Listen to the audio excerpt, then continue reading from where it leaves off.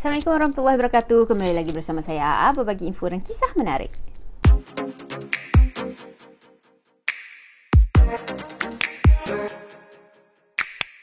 Halo semua, terima kasih sebab sudah klik video ni dan jangan lupa untuk tekan tombol subscribe dulu. Balik cerita kali ini dah di request dekat ruangan komen. Dan sebenarnya ia di request untuk kepastian sama ada betul ke tengkorak yang digunakan untuk bina gereja tu adalah tulang dan juga tengkorak daripada orang-orang Islam.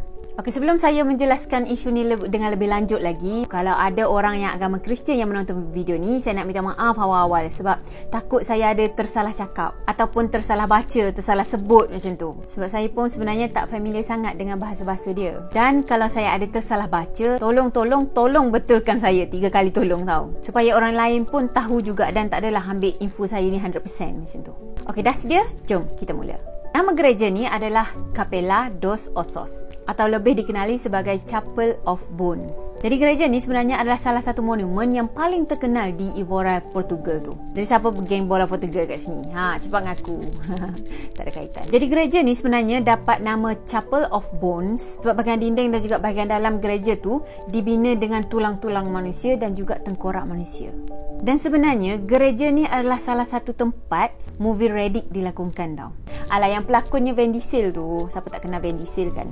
Dari pintu masuk gereja ni pun dah ditulis satu perkataan yang kiranya menyambut kedatangan orang-orang yang pergi ke situ. Kata-katanya apa tau? Kami tulang-tulang di sini menanti milikmu. Macam menyerulah kan? Jadi tulang-tulang manusia ni digabungkan setiap aspek dalam chapel tu.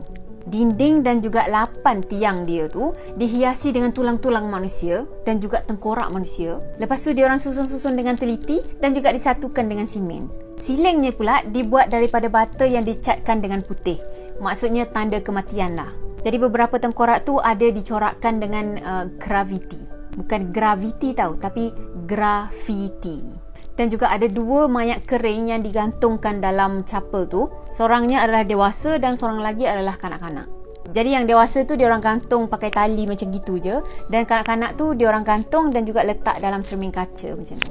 Jadi ada ungkapan yang diorang tulis dekat situ. Okey, kata-katanya dalam bahasa Portugalnya macam ni.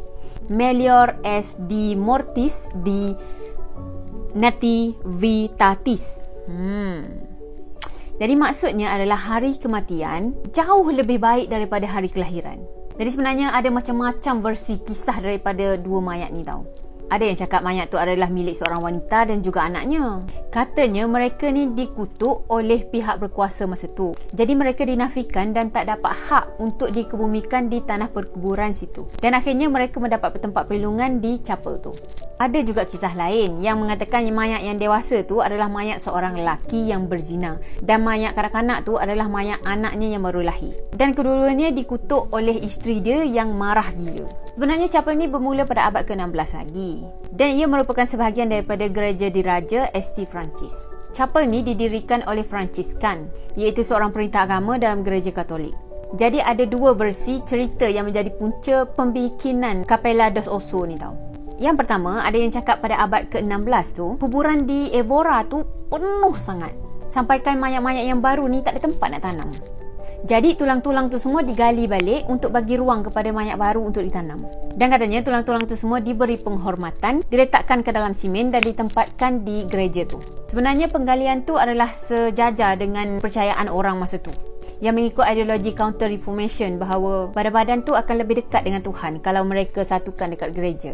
Versi kedua pula, katanya Capela dos Ossos ni bermula pada abad ke-16 lagi. Masa tu ada lebih kurang 42 ke 43 tanah perkuburan dekat Évora tu. Maksudnya tanah-tanah yang berharga tu disisihkan bagi mereka lah.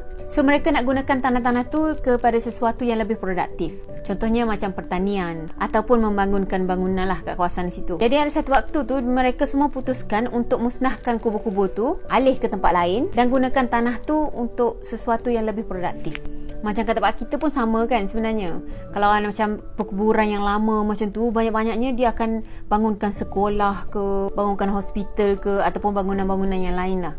Jadi bila mereka dah putuskan untuk gali balik kubur-kubur tu semua, biarawan Fransiskan yang ada masa tu memutuskan untuk kumpulkan tulang-tulang tu. Dan mereka minta untuk dikembalikan tulang-tulang tu ataupun ditanam, disimpanlah di tempat yang selayaknya, supaya katanya jiwa mereka dapat diselamatkan daripada kecaman. Penguburan tulang-tulang sekunder ni adalah amalan biasa. Sebenarnya mereka boleh je ambil tulang-tulang tu tanam kat belakang rumah mereka ke, yang waris-waris ni lah.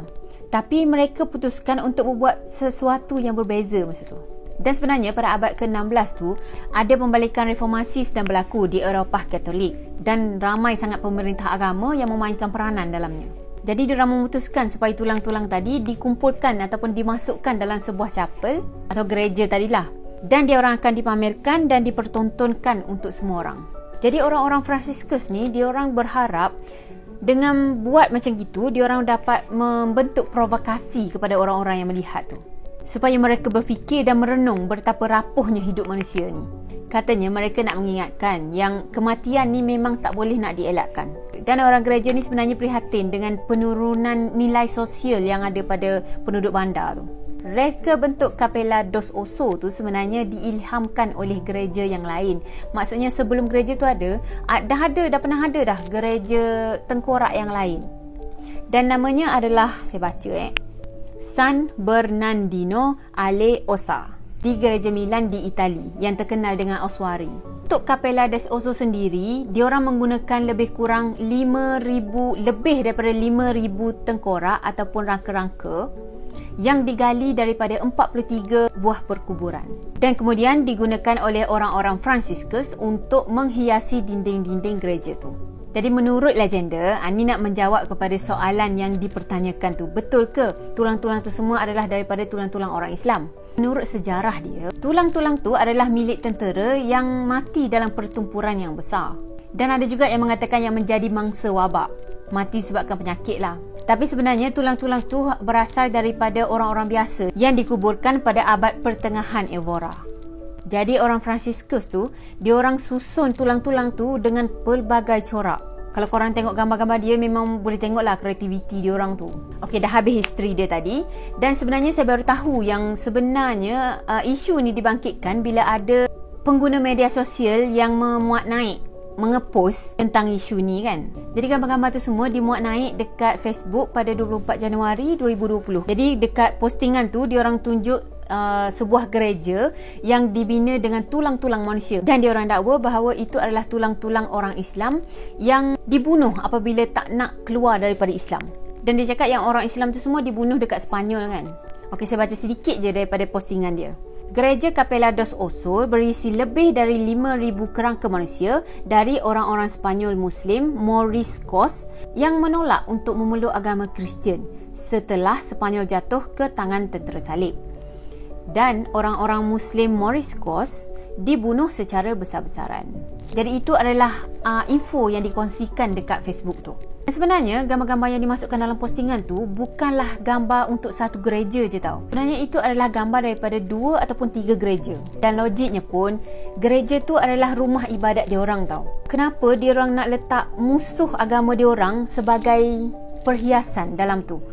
Saya rasa lagi logik kalau diorang cakap diorang ambil kerangka-rangka mayat nenek moyang diorang yang nak selamatkan jiwa dia tu, lepas tu dia hiaskan dekat gereja-gereja. Dengan niat apa? Supaya tulang-tulang ataupun orang-orang roh-roh tu semua dekat dengan Tuhan mereka. Saya rasa itu lagi logik daripada nak ambil tulang daripada musuh agama dia, lepas tu nak pergi buat decoration, nak menunjukkan apa yang diorang nak tunjukkan sebenarnya kalau dia buat macam tu.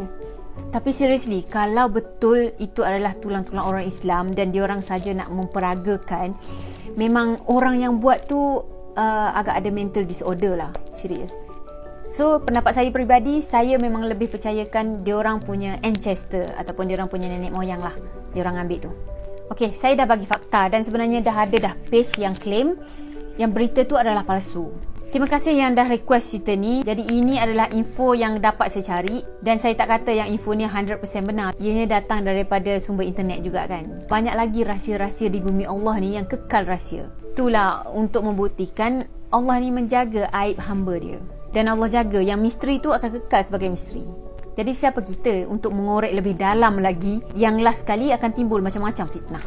kan? So guys, saya dah cerita, korang pun dah dengar, dan maaf sangat kalau ada yang kurang daripada saya, dan saya minta maaf sangat kalau saya ada tersentuh sensitiviti setengah individu. Dan last kali, marilah sama-sama kita memotivasikan diri kita untuk menjadi orang yang lebih baik lagi. Kurangkan kontroversi dan kurangkan fitnah.